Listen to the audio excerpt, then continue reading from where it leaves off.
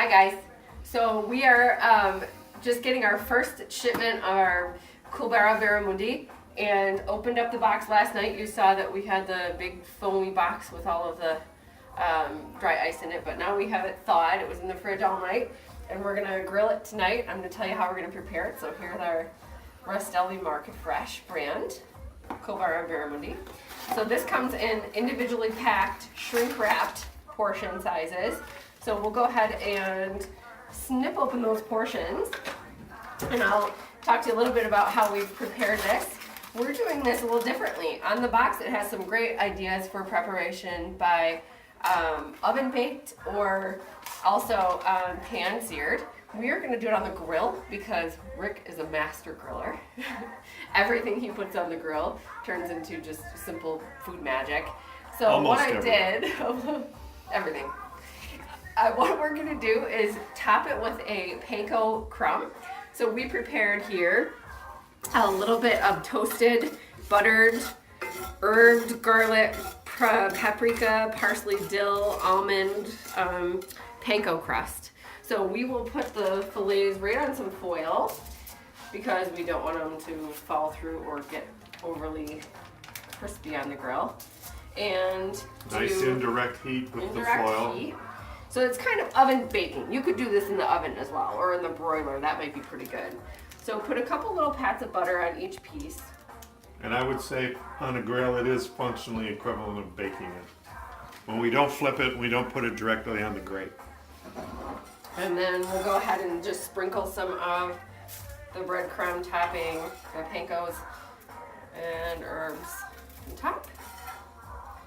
Look at that beautiful cut of meat. That is going to be good. And we live in Michigan, so we consider this fish to be a little bit like a big, thick Great Lakes walleye.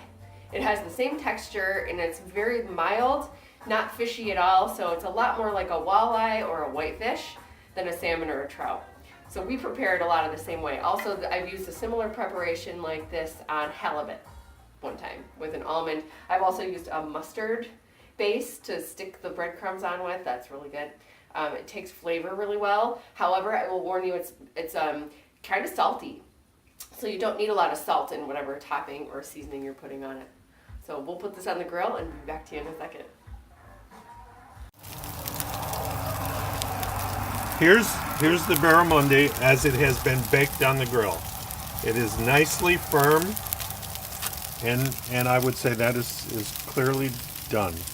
It doesn't flake and fall open like a salmon might or a trout might, so you just have to know by its texture when that nice, thick, beautiful flesh is cooked all the way through. I think it took about 12 to 15 minutes for those portions.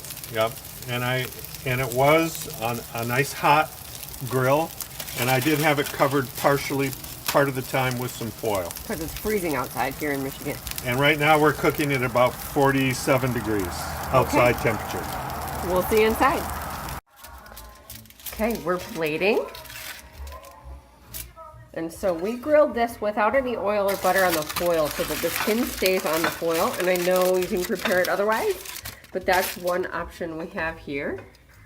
And we did this with some garlic, onion, asparagus, and some seasoned roasted potatoes. So there's the barramundi. Yum. Okay, I'm letting our grill master try it first, Rick.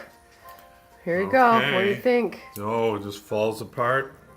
Perfect. Oh my goodness. Look at that. It's Nice not overdone. white, flaky. Flakes white away fish. very nicely.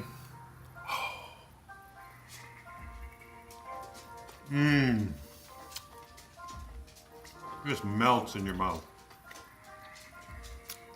Excellent, excellent fish.